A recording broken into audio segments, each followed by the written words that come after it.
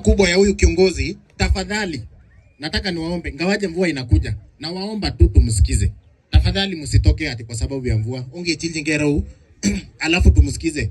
Hii gentleman mjawahi muona, siku nyingine atajisema labda wengine wenyu mnamjua, but let us give him time, alafu Mungu atatubariki. Asante sana kiongozi. Hamjambo. Ila sina Yesu. Amiria. Nimesikia watu wametoka mbali, mwingine ametoka mpaka Isebania. Huko kote kuja kuwatch hii game. Sio ni heshima kubwa. Mimi pia nimetoka mbali sana. Mbali sana. Sema mbali. Nimetoka kwa mlima Ingobor. Huko ni mbali. Mimi ni jirani hapa Ingobor. Kwa majina naitwa Kennedy Langat. Na mimi ni jirani, ni rafiki na ni kijana mwenzenu, lakini pia bado niko kwa hii ligi ya wazee. Mimi pia ni kijana ambaye ameoa. Sasa saa zingine kwa kanisa mimi naitwa mzee. Wakiita wazee mimi naitika, wakiita vijana mimi naitika. Nitafupisha sana kwa sababu ya mvua na kwa sababu ya ile heshima ambayo tumepatiana na kusikizana mpaka saa hii. Nitajaribu kufupisha sana, lakini ile kitu naweza nikaambia vijana wenzangu ni hii. Kuna kitu nilifunzwa mahali. Kuna wakati mimi nilipelekwa seminar. Nilibahatika nikaingia kwa seminar fulani ya viongozi. Nilikuwa kiongozi university. Nikapelekwa mafunzo. Na kuna kitu nilijifunza tu moja na nikafurahia. Yaani hiyo mafunzo kuna kitu nilichukua moja. Tulifunzwa kitu inaitwa exit strategy.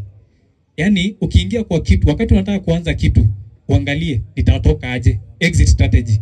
So unajua kuingia lakini utatoka aje. So unaweza amua kuonja pombe leo, umenunuliwa. Jiulize nitatoka aje. Ile siku nitataka kuacha. Leo yenyewe ni tamu, nilikuwa nasikia kukunywa. Siku nitataka kuacha, nitafanya aje? Unaona venye inakuwa ngumu kuacha. Kupelekwa rehabilitation, kufanyiwa nini, saa zingine inakuwa ngumu. So kila kitu unaingia, make sure umeangalia exit strategy. Ujue venye naingia hii kitu, nitatoka aje. Haya, kitu kingine nataka kusema. History yetu ya ball. Tumesema ball inaweza lipa. Ni ukweli. Lakini pia ball saa zingine ni passion. Sio ni kitu tu inakufurahisha, si ndio? Inaweza kuwa ikulipi immediately.